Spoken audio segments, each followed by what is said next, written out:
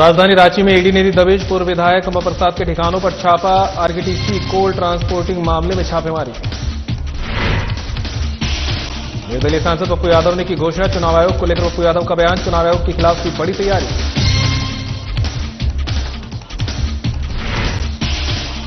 रांची विश्वविद्यालय के प्रभारी कुलपति ने की बैठक। प्राचार्यों और प्रबंधकों के साथ उच्च स्तरीय बैठक। कॉलेजों की समस्याओं को लेकर हुई चर्चा। बोकारो में नियोजन की मांग को लेकर आंदोलन। नियोजन पर देर रात बनी सहमति। 45 दिनों में नियोजन देने पर बनी सहमति। और गोड्डा में मिड डे मील के भोजन में मिली छिपकली। भोजन करने से छात्रों का हुआ स्वास्थ्य खराब। फूड पॉइजनिंग के कारण होने लगी।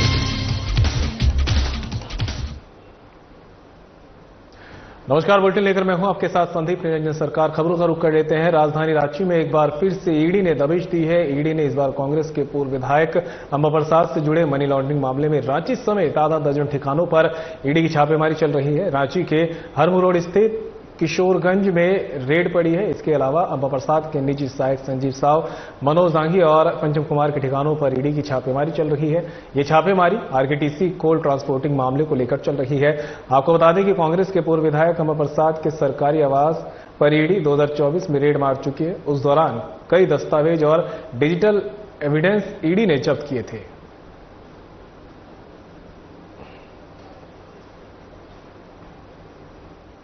कांग्रेस प्रदेश अध्यक्ष केशव महतो अपने एक दिवसीय दौरे पर बोकारो के चास प्रखंड स्थित ब्राह्मण द्वारिका गांव पहुंचे, जहां उन्होंने गरीब हरिजन कालिंदी समाज के लोगों के साथ संवाद किया। मौके पर कालिंदी समाज के लोगों ने अपने रहने वाले घरों की स्थिति से प्रदेश अध्यक्ष को रूबरू कराया। कालिंदी समाज के लोगों ने बताया कि उन्हें अभी तक रहने के लिए घर नहीं मिला है। वहीं कांग्रेस प्रदेश अध्यक्ष ने इसके लिए डीसी से भी बात की और जल्द से जल्द इन परिवारों को आवास उपलब्ध कराने का निर्देश दिया।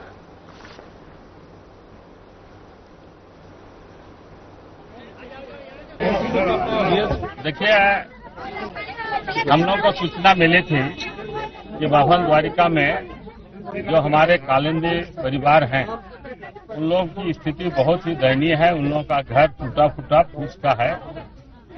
इन लोगों को अभी तक किसी तरह का सहायता सरकार की ओर से नहीं मिला है। तो हम लोगों ने सोचा कि हम लोग व्यक्तिगत रूप से जाके देखें, उन लोगों से मिले, उनके दुख दर्द को हम लोग बांटने का काम करेंगे। और आप लोगों ने देखा कि तुरंत हम लोगों ने सारी सूची बनाने के बाद उप विकास आयुक्त को दूरभाष पर अवगत कराया यहाँ की स्थिति से। और इस पर हम लोग सभी जो हमारे इस तरह के परिवार हैं, चाहे वो इंदिरा आवास हो, चाहे अबू आवास हो, चाहे अम्बेडकर आवास हो, हम लोग इन लोगों को दिलाने का काम करेंगे, ताकि ये लोग कम से कम दिन भर काम करने के बाद रात को प्रेम से अपने घर में आवास में सो सके। कांग्रेस के पूर्व विधायक और ऑल इंडिया कांग्रेस कमेटी की सचिव अंबा प्रसाद के घर सहित उनके करीबियों के यहां ईडी विभिन्न ठिकानों पर छापेमारी कर रही है। वहीं कांग्रेस प्रदेश अध्यक्ष केशव महतो कमलेश बोकारो दौरे पर हैं, जहां पत्रकारों ने जब उनसे ईडी के द्वारा की जा रही छापेमारी पर सवाल किया तो उन्होंने क्या कुछ कहा है, आइए आपको सुनाते हैं। देखिए, आप सभी जानते हैं कि ईडी क्या कर रही है और क्यों पीछे पड़ी हुई है। इसके पहले भी अंबा के यहां ईडी का छापा हुआ था। 4 बार उनको बुला के पूछा भी किया, लेकिन किसी तरह का कोई उनके ऊपर कोई आरोप प्रमाणित नहीं हुआ, न कोई कार्रवाई की गई। अभी चूंकि बगल के राज्य हमारा चुनाव है बिहार में, और हमारे स्टार प्रचारक में 1 नंबर में उसका नाम है, तो आज ये सरकार, केंद्र की सरकार बराबर आप देखेंगे कि टारगेट बना करके जो विपक्ष के लोग हैं उनके ऊपर इस तरह का कार्रवाई चुनाव के वक्त करती है। यह उसी का एक हिस्सा है।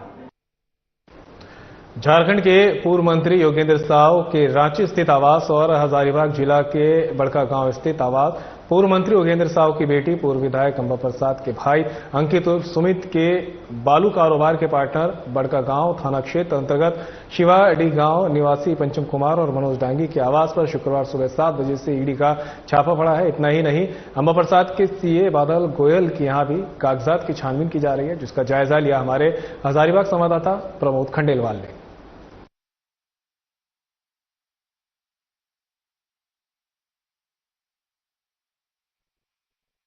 झारखंड के हजारीबाग की बात करें और फिर एक बार झारखंड में ईडी ने दस्तक दी। झारखंड के रांची पूर्व मंत्री के आवास, इसके बाद बड़कागांव पूर्व विधायक अंबा प्रसाद, उनके भाई समेत 2 लोगों के आवास में ईडी की रेड चल रही है। और अगर हजारीबाग की बात करें तो पूर्व विधायक अंबा प्रसाद के सीए बादल गोयल के यहां ईडी की रेड चल रही है और लगभग सुबह 7 बजे से लगातार रेड चल रही है। अब देखना लाजमी होगा क्या कुछ खंगल कर सामने आता है। फिर से हुई कैमरामैन के साथ में प्रमोद खंडेलवाल, साधना प्लस न्यूज, हजारीबाग।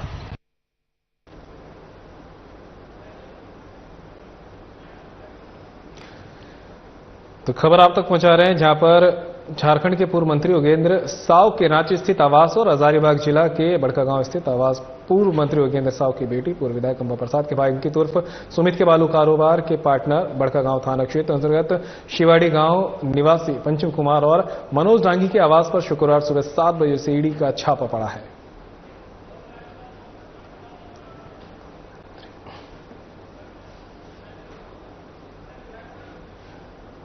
तो लगातार आप तक खबर पहुंचा है, जहां पर झारखंड के पूर्व मंत्री योगेंद्र साव के रांची स्थित आवास और हजारीबाग जिला के बड़कागांव स्थित आवास, पूर्व मंत्री योगेंद्र साव की बेटी पूर्व विधायक अंबा प्रसाद के भाई अंकित उर्फ सुमित के बालू कारोबार के पार्टनर बड़कागांव थाना क्षेत्र अंतर्गत शिवाड़ी गांव निवासी पंचम कुमार और मनोज डांगी के आवास पर शुक्रवार सुबह 7 बजे से ईडी का छापा पड़ा है। इतना ही नहीं, अंबा प्रसाद के सीए बादल गोयल के यहां भी कागजात की छानबीन की जा रही है। तो ईडी की कार्रवाई को लेकर एक खबर आप तक पहुंचा रहे हैं, जहां पर पूर्व मंत्री योगेंद्र साव के ठिकानों पर ईडी की छापेमारी सुबह से ही जारी है। एक के बाद एक छापेमारी को अंजाम दिया जा रहा है और कागजातों की यहां पर छानबीन भी की जा रही है। न सिर्फ पूर्व मंत्री बल्कि दूसरे जो जानकार हैं उनके घरों पर भी ईडी की छापेमारी जारी है। झारखंड के पूर्व मंत्री योगेंद्र साव के रांची स्थित आवास और हजारीबाग जिला के बड़कागांव स्थित आवास, पूर्व मंत्री योगेंद्र साव की बेटी की पूर्व विधायक अंबा प्रसाद के भाई अंकित उर्फ सुमित के बालू कारोबार के पार्टनर बड़कागांव थाना क्षेत्र शिवडेरे गांव निवासी पंचम कुमार और मनोज डांगी के आवास पर ईडी की छापेमारी जारी है। कांग्रेस समर्थित निर्दलीय सांसद पप्पू यादव ने बड़ी घोषणा की है। वे चुनाव आयोग के खिलाफ एक बड़ी तैयारी कर रहे हैं। चुनाव आयोग को लेकर पप्पू यादव ने क्या कुछ कहा है, आइए सुनाते हैं। इलेक्शन कमीशन बिल्कुल आरएसएस का दफ्तर है, उसको रोकना चाहिए। अब जो संवैधानिक दायित्व के लिए खतरा बन जाए उसके लिए जनता तैयार है। और आप इसको समझिए कि आज हम लोग तय करेंगे। कांग्रेस प्रभारी जी से भी बातचीत हुई है।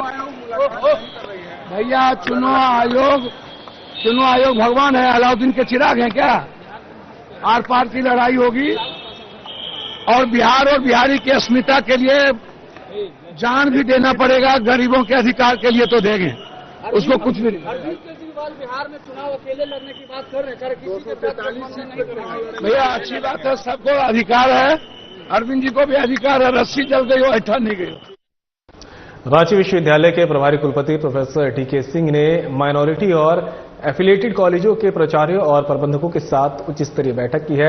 बैठक में कॉलेजों की समस्याएं, छात्रों की उपस्थिति, नामांकन की स्थिति और एकेडमिक कैलेंडर पर चर्चा हुई है। कुलपति ने चिंता जताई कि वोकेशनल कोर्स में छात्रों की उपस्थिति मात्र 30% है, जिसे बढ़ाने की आवश्यकता है। यदि कॉलेजों में नामांकन के लिए आवेदन बहुत कम या बिल्कुल नहीं आए हैं, इस पर कुलपति ने कहा कि कॉलेजों की स्थापना के समय की जनसंख्या और वर्तमान परिस्थिति की तुलना जरूरी है। उन्होंने कॉलेज प्रबंधन को निर्देश दिए कि छात्र संसाधन और शैक्षणिक गुणवत्ता पर ध्यान दें। कुलपति ने कॉलेजों में छात्रों की कनेक्टिविटी और भागीदारी बढ़ाने पर बल दिया है और समर्पित प्रयास की अपील की है।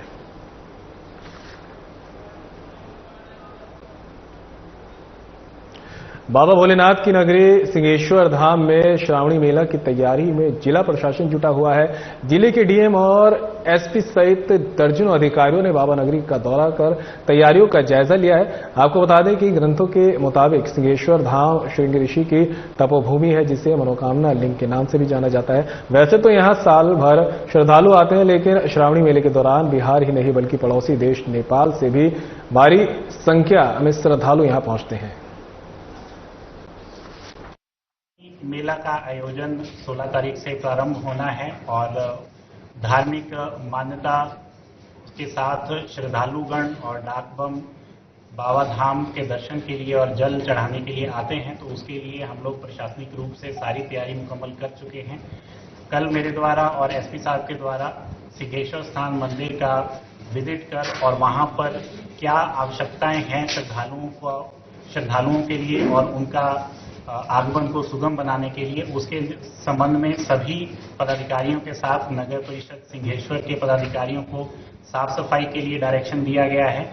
और रामकृष्ण शारदा आश्रम शिक्षक प्रशिक्षण महाविद्यालय में व्याख्यानमाला का आयोजन किया गया। व्याख्यानमाला के 5वें दिन का विषय शैक्षणिक नियोजन के लिए कृत्रिम बुद्धिमत्ता के लिए उपकरण का प्रयोग था, जिसमें मुख्य अतिथि सहवक्ता डॉक्टर अमिता कुमारी, SRSATTC के प्राचार्य डॉक्टर समाप्तिपाल, उप प्राचार्य डॉक्टर परीक्षित लायक, डॉक्टर अपोलिना बाखला और SBMTTC के प्राचार्य डॉक्टर शशिकांत यादव, सहायक प्राध्यापक और छात्र प्रतिनिधि शामिल थे।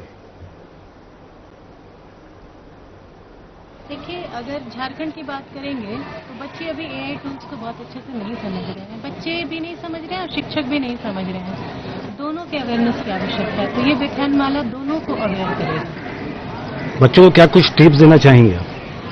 बच्चों को टिप्स देना चाहूंगी कि जो इतने सारे टूल्स अवेलेबल हैं उनको यूज करना वो सीखें, एथिकली सीखें, मतलब एथिकल रूप में भी उसको रखें। ऐसा नहीं कि उसका मिसयूज करें। कुछ उससे भी पढ़ें, कुछ शिक्षकों से भी पढ़ें। धीरे धीरे वो अडॉप्ट कर लेंगे चीजों को और समझ लेंगे।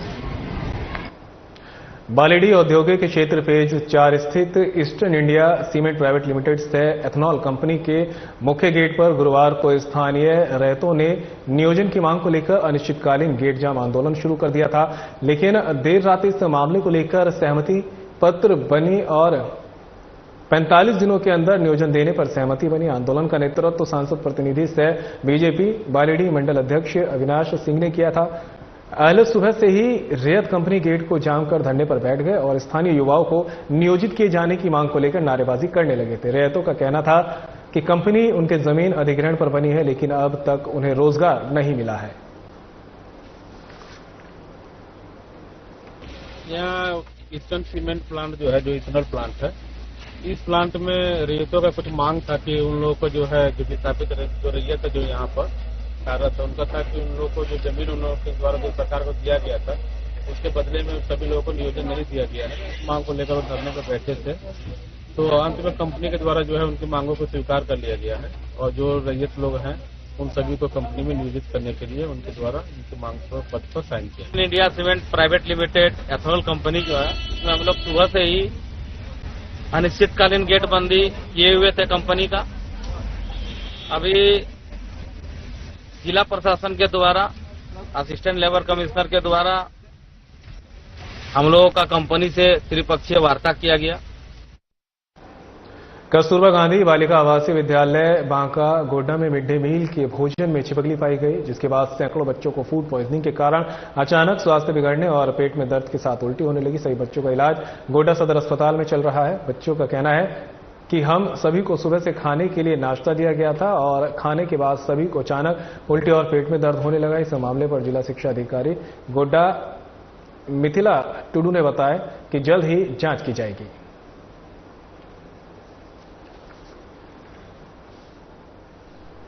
खाना में छिपकली निकल गया था, तो हम लोग को पता नहीं था कि खाना में छिपकली। जैसे ही थाली निकाले ना तो नाश्ता लेने के लिए, तो वही छिपकली दिख गया। तो वही मेरी बहन खा भी ली थी, तो वही चक्कर वक्कर आने लगा, वगैरह वगैरह सब होने लगा था। सब्जी बन गया था। इसके बाद जब खाना नाश्ता का घंटी लगा, तभी हम लोग सबको ये थाली लेके सबको लेके आए। इसके बाद कोई नहीं देखी जो इसमें छिपकली है क्या है, पहचानने में नहीं आया। इसके बाद हम लोग सबको नाश्ता कर लिए। इसके बाद जो पीछे में जिसका थाली में था वो करने चाहिए, इसके बाद वो देख ली और एक बच्ची खा भी ली थी मिर्ची समझ के। नहीं, अभी तो जांच की जाएगी। अभी तो जस्ट ये मामला संज्ञान में आया है, अभी जांच की जाएगी। जिसकी लापरवाही होगी उस पर कार्रवाई की जाएगी। जस्ट अभी ये फूड पॉइजनिंग की तरह मामला सामने आया है कि बच्चियों कुछ खाने से के बाद तबीयत खराब हुई है बच्चियों की। कितने बच्चे लगभग गंभीर अभी कोई नहीं है, सबको सिलाइन दिया गया है और बच्चे सब ठीक ठाक हैं, बच्चे स्वस्थ हो गए हैं। अभी कुछ समय के बाद छुट्टी करके स्कूल जा सकेंगे। डॉक्टर से बात हो गई है। रिपोर्ट सौंप देंगे, समय सीमा 1-2 दिन में ये जांच करके दे दिया जाएगा। से हैं कई बच्चियां ऐसी आई हुई है जिनके परिजन भी अभी हैं, और ये अचानक फूड पॉइजनिंग होना यह क्या दर्शाता है? मैं तो शिक्षा विभाग पर अंगुली खड़ा करता हूं कि शिक्षा विभाग के द्वारा जिस कर्मी को नियुक्त किया गया वह कर्मी क्या करते थे। चलिए, तो भगवान का शुक्रगुजार है कि किसी बच्ची के साथ कोई अप्रिय घटना नहीं घटा। यदि घटना घट जाती तो उसके जिम्मेवार कौन होते? क्या झारखंड सरकार इसकी जांच कराएंगे? क्या साधना प्लस न्यूज पर चली खबर का असर अब नजर आने लगा है। दरअसल हमने दिखाया था कि कैसे सुपायडी पंचायत के फागुड़ी और नामुपाड़ा गांव के बीच बह रही जोरिया नाले पर पुल नहीं होने से ग्रामीण और स्कूली बच्चों को लंबे समय से भारी कठिनाइयों का सामना करना पड़ रहा है। बारिश के दिनों में स्थिति और भी भयानक हो जाती थी। खबर का सीधा असर ये हुआ कि ग्रामीण विकास विशेष प्रमंडल की टीम मौके पर पहुंची। इस दौरान सहायक अभियंता रिजू उराव और कनीय अभियंता शुभम राज ने खुद स्थल का निरीक्षण किया और जोरिया के ऊपर से जल्द आवागमन सुगम करने की बात कही है। जो निकला था यहाँ फागुड़ी नामोटोला के बीच में जो जोरिया है, जिसमें आवागमन है तो बहुत दिक्कतें हो रही हैं, देख भी रहा हूँ। तो उसी के अनुसार हम लोग साहब कहे अनुसार यहाँ पे क्या प्रोविजन हो सकता है, कलवर्ट या ब्रिज बन सकता है, उसी के अनुसार यहाँ लोग आकर नापी देखें भी तो लग रहा है कि यहाँ पे बड़ा ब्रिज की आवश्यकता नहीं है। 2 बॉक्स कलवर्ट बनाएंगे और गार्डवाल वगैरह का प्रोविजन करेंगे तो ये हमारा जाने आने का जो है आवागमन जो अभी बाधित है वो शुरू हो जाएगा। कोयला क्षेत्र पुलिस ड्यूटी मीट का शुक्रवार को समापन हो गया। इसमें बोकारो जिला ओवरऑल चैंपियन बना, वहीं धनबाद जिला दूसरे स्थान पर रहा। बोकारो के न्याय सदन में आईजी उत्तरी छोटा नागपुर जी कांति कुमार, एसपी बोकारो हरविंदर सिंह, ग्रामीण एसपी धनबाद कपिल चौधरी और सिटी एसपी धनबाद ऋत्विक श्रीवास्तव ने सभी सफल प्रतिभागियों को मेडल और प्रशस्ति पत्र देने का काम किया है। आज बोकारो रेंज के पुलिस ड्यूटी मीट 2025 में समापन समारोह हुआ था। उसमें प्रतिभागियों को, जितना भी प्रतिभागी हैं सबको मेडल्स दिया गया है और 2 टीम चयनित की गई है स्टेट लेवल पुलिस ड्यूटी में भाग लेने के लिए। उनको भी हम लोग अनाउंस कर दिया गया है और इसमें सभी पदाधिकारी जो भी है सबको सुझाव दिए गए कि अपना इन्वेस्टिगेशन स्किल्स और अपग्रेड करने के लिए और आगे वाला फ्यूचर क्राइम जो साइबर क्राइम के ऊपर और फॉरेंसिक्स, डिजिटल फॉरेंसिक्स और साइबर फॉरेंसिक्स पे भी हम लोगों को जान। आगामी मुहर्रम पर्व को लेकर हजारीबाग जिला प्रशासन पूरी तरह सतर्क नजर आ रहा है। इसी कड़ी में शुक्रवार को स्थानीय खिरगांव चौक पर जिला प्रशासन एवं पुलिस विभाग के द्वारा मॉक ड्रिल की गई। इस मॉक ड्रिल का मुख्य उद्देश्य मुहर्रम के दौरान किसी भी आपात स्थिति से निपटने की तैयारियों को परखना और सुरक्षा व्यवस्था को मजबूत बनाना था।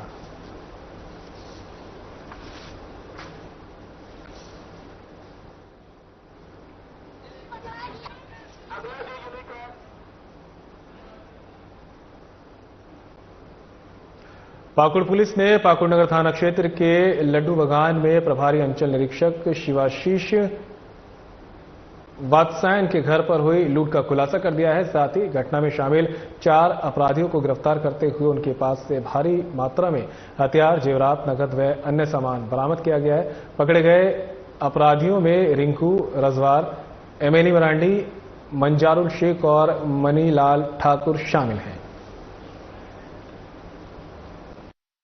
16 जून की रात्रि में लड्डू बगान के शिवाशीष वात्सायन के घर पे 10-12 अज्ञात वेपनधारी अपराध कर्मियों के द्वारा डकैती की गई थी।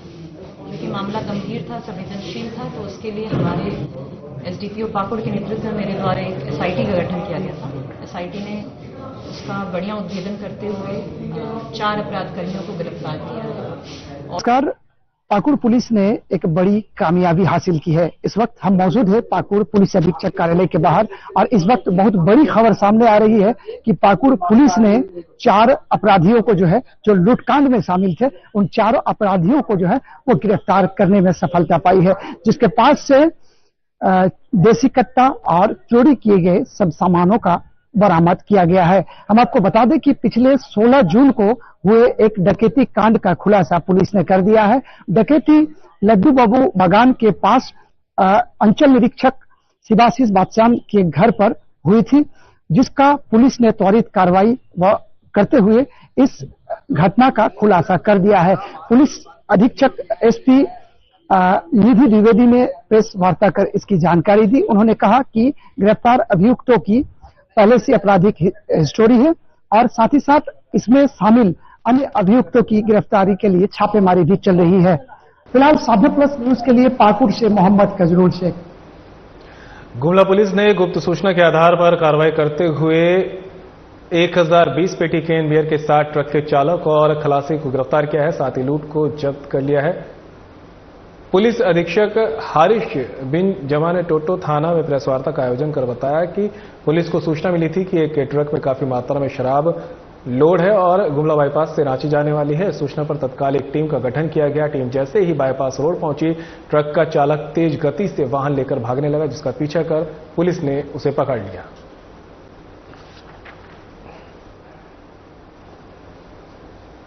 हम लोगों ने एक टीम बनाई। टीम की अध्यक्षता सदर एसडीपीओ कर रहे थे, जिसमें मुख्य तौर पर गुमला थाना प्रभारी इंस्पेक्टर महेंद्र शामिल थे और उनके पूरे ऑफिसर्स और फोर्सेस के साथ गाड़ियों की छापेमारी की गई, क्योंकि सूचना कुछ इस प्रकार की थी कि एक ट्रक में अवैध लिकर, मैन्युफैक्चर्ड लिकर जा रहा है। तो जब गाड़ियों की तलाशी लेनी शुरू की गई, कुब्बू बाईपास के पास में एक ट्रक जो यूपी नंबर का था, उसको रोका गया। रोकने पर वहां से ट्रक में 2 व्यक्ति मिले। दोनों व्यक्तियों से झारखंड मुक्ति मोर्चा के द्वारा भोगनाड़ी मामले को लेकर पश्चिमी सिंहभूम झामुमो के जिलाध्यक्ष सोनाराम देवगन के नेतृत्व में बीजेपी का पुतला दहन कर विरोध प्रदर्शन किया गया। झामुमो कार्यकर्ताओं ने जमकर बीजेपी के विरोध में नारे लगाए। इस अवसर पर झामुमो के केंद्रीय सदस्य एवं झारखंड आंदोलनकारी भुवनेश्वर महतो ने कहा कि बीजेपी षड्यंत्र कर झारखंड में एक दूसरे से लड़वाना चाहती है। झामुमो इसका पुरजोर विरोध करती है।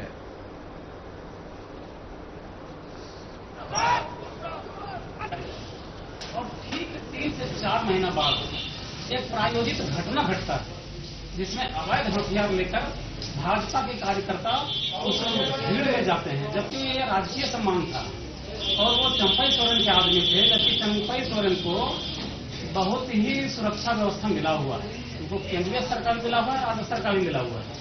तो इसलिए कहीं न कहीं ये प्रायोजित था कि किसी न किसी तरह से दंगा भड़काया जाए, हत्या करवाया जाए और दंगा भड़का के संथाल परगना को बिल्कुल एकदम अस्थिर कर दिया जाए और अस्थिर कर झारखंड में राष्ट्रपति शासन लगाया जाए। उसके बाद संथाल परगना को केंद्र शासित प्रदेश काटकर बनाया जाए।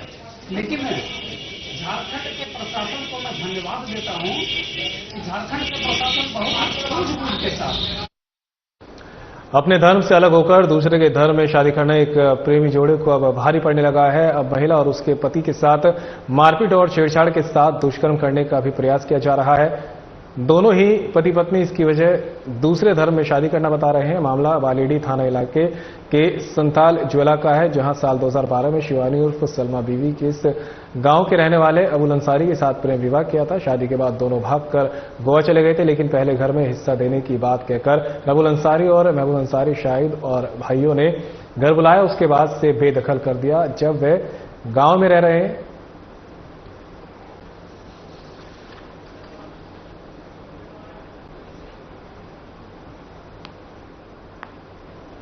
मेधापुर में सब्जी विक्रेता पति पत्नी की बेरहमी से हत्या किए जाने का मामला सामने आया है। मामला मेधापुर जिले के मुरलीगंज थाना क्षेत्र अंतर्गत रजनी वार्ड संख्या 14 दमगारा टोला का है। मृतकों की पहचान 50 वर्षीय रजनी गांव निवासी दिनेश दास और उसकी 45 वर्षीय पत्नी भूलिया देवी के रूप में हुई है। दोनों प्रसादी चौक पर सब्जी बेचते थे। इस संबंध में मधेपुर एसएसपी प्रवेंद्र भारती ने बताया कि पूरा मामले की जांच की जा रही है। दिनेश दास और उनकी पत्नी भूलिया देवी की बीते रात किसी ने हत्या कर दी। एक्चुअली किसी को पता नहीं लगा, तो उनकी बेटी ने जब फोन किया नहीं उठाए तो अगल बगल के लोग गए तो पता लगा कि उनकी हत्या कर दी गई। इसी सिलसिले में आए हैं। और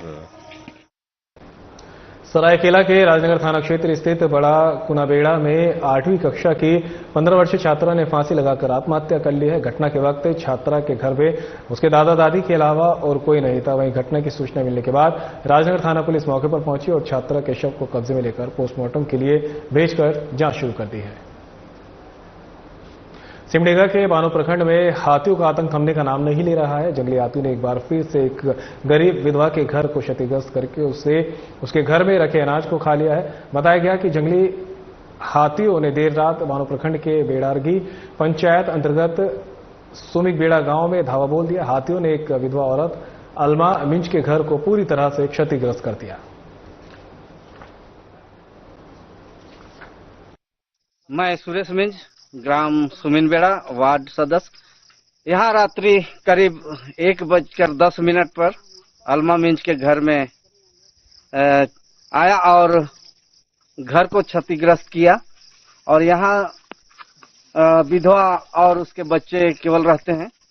तो यहाँ बहुत ही डर का माहौल है ग्रामीणों में। और डेली यहाँ ऐसा हाथियों के द्वारा, जंगली हाथियों के द्वारा परेशान किया जा रहा है, घर को तोड़ा जा रहा है।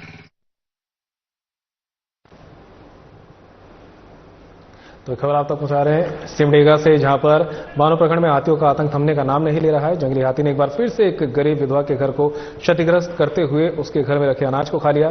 बताया गया कि जंगली हाथियों ने देर रात बानो प्रखंड के बेड़ीगढ़ पंचायत में अंतर्गत सुगेड़ा गांव में धावा बोल दिया था। फिलहाल बुलेटिन में मेरे साथ इतना ही। दीजिए इजाजत। नमस्कार।